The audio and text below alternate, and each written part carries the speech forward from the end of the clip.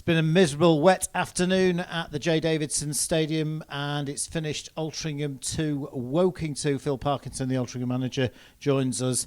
Phil, plenty to talk about in that game. It was a topsy-turvy afternoon in many ways. What's your overall assessment? Obviously, the start was horrific.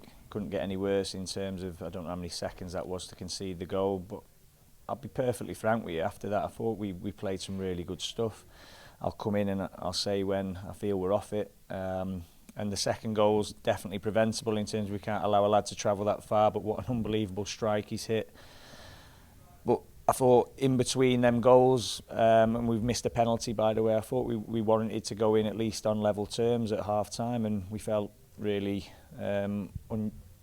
unjustly sort of treated by that in terms of the goals that went in. But you make your own luck in this game, and I said if they can work that hard and if they can get to them levels again, we'll get something out of the game, and we did in the end. Funnily enough, it was a good first half performance, I felt, and the second half I thought we started quite poorly, and Woking had one, not so much chances to make it 3-0, but had plenty of possession and looked quite threatening. But at some point we got a grip of it, and once we got back into the game, and it was a wonderful, wonderful goal from Ryan Colclough from a terrific free kick from Dan Mooney.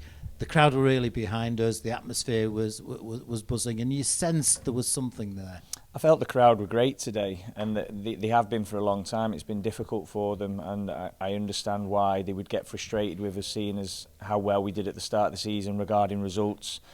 But unfortunately, it is really tough for us at this level. We're not one of the big hitters, and we have to fight for everything, and we need to play our brand of football.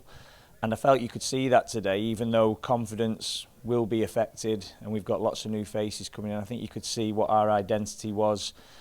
Something that we've been fiercely proud of and has given us great success over the years. And I think the fans are seeing that as well, in terms of even when we were 2 down, they could have easily have turned on us.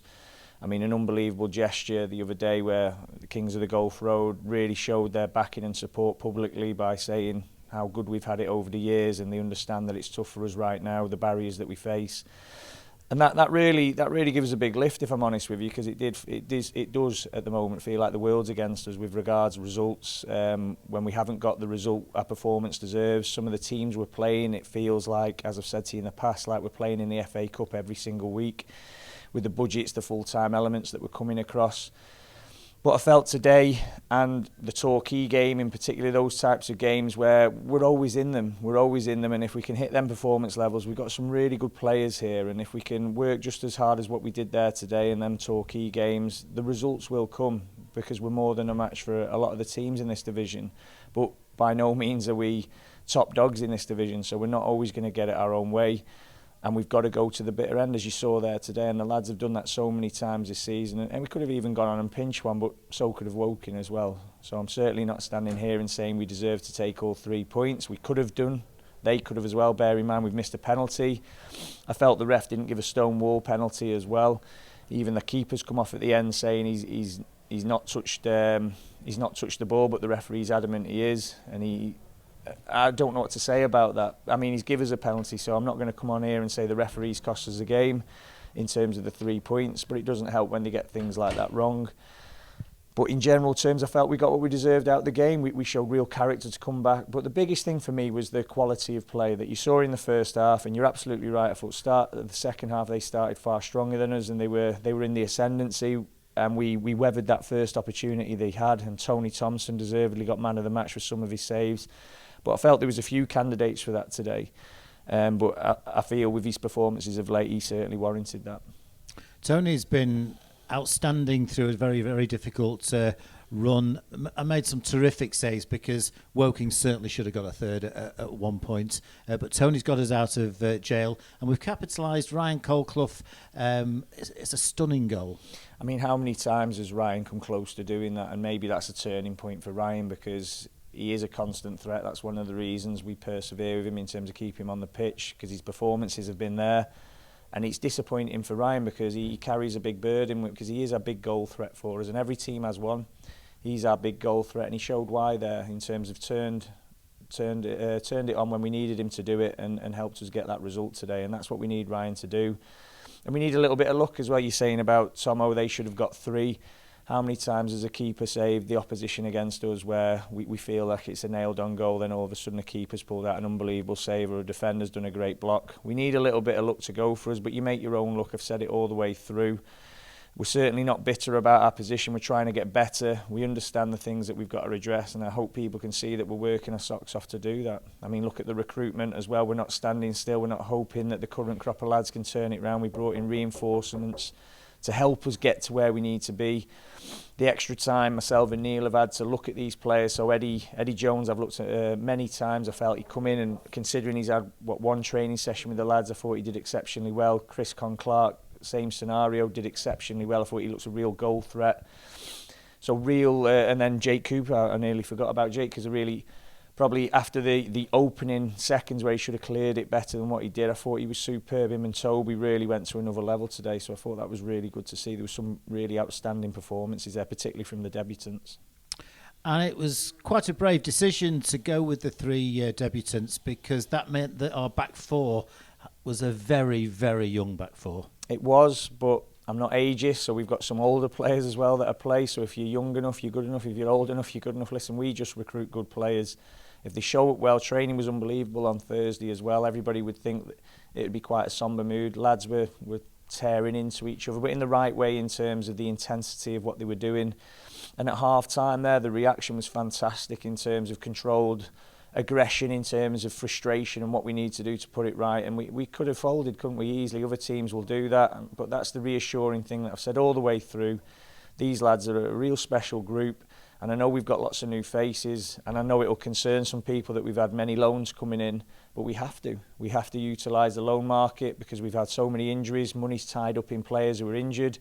When we're getting them back fit, because we can't get them out on loan long enough because we need them, they're getting injured again. Take Andy White as an example, Brad Jackson as another example. So these are big players for us, and we can't just go and replace them. There's only so much money, so we have to utilise the loan market, and I think we've done that really well. And a word about Jake Moult, wasn't in the team last week, he's returned to the side today. And I thought he was a really good, strong, steadying influence. He's the captain. I held my hands up in terms of last week. I took him out because I felt we needed to change things.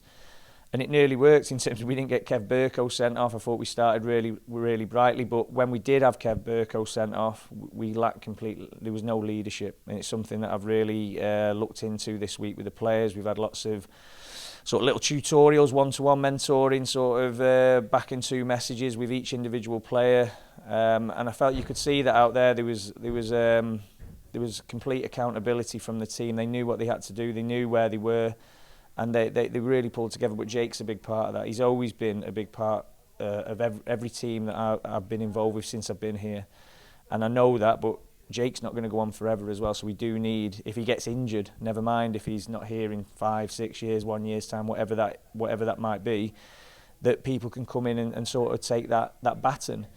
And unfortunately, as from a leadership point of view, there's players on the pitch who aren't quite at them levels yet, so we need to be looking at that. But that will come down to a number of factors as well, not just individual players, but as you said, new players as well, who we've got to address the roots.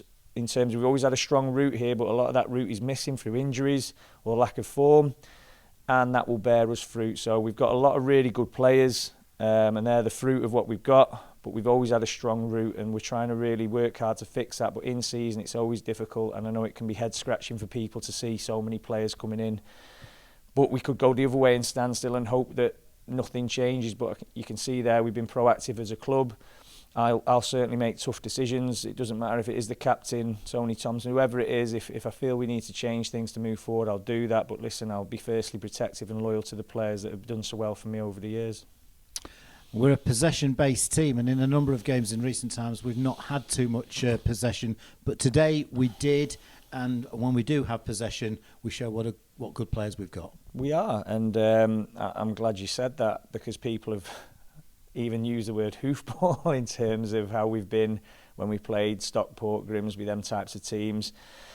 And it's certainly not by design that we have to go longer. It's just because our lads really struggle to handle the ball under the intensity of what those types of teams put us under. And I'm not going to set us up to fail. if I do that and I tell us to play a certain way and we get dispossessed every time we get it, then it could be 8-9 in terms of score lines. But listen, we do have a principle, we do have a philosophy. I remember last season I could remember people saying when we had a little bit of a bad run then, I'm not willing to change it up. I'm always willing to change it up for the right reasons, and I'll protect the players in certain games to get a certain outcome. But they're few and far between. I'd like to think the lion's share of the games that you can see, if you come to watch Altrincham play, you know exactly what you're going to get. Everybody tells me they know how to beat my teams, and unfortunately of late they have been beating them teams. But I'd like to think people can see what we're coming up against. We're not coming up against teams where you're on a level playing field, but we've shown there, like we did at Torquay, like we did at Barnet, there's a certain group of teams in this division we're more than a match for, and that goes all the way up to the playoffs. We've just got to find a level of consistency, stay injury-free, keep these better players on the pitch. That's probably the strongest squad I've had to pick from for a while. We've got a lot of new faces, bed them in as quickly as possible. There is always going to be inconsistency with new players coming in because we don't have all week to work with them. They have a couple of hours in the evening. These aren't excuses, these are facts. If people think they're excuses, I don't know what else to say to them. They're not excuses. This is the world we live in. We embrace it. We work really hard, and the players buy into everything we do. I couldn't ask any more from them. That's the thoughts of Altrincham manager Phil Parkinson after this afternoon's 2-2 draw with Woking, which keeps the Robins in 18th place in the Vanarama National League.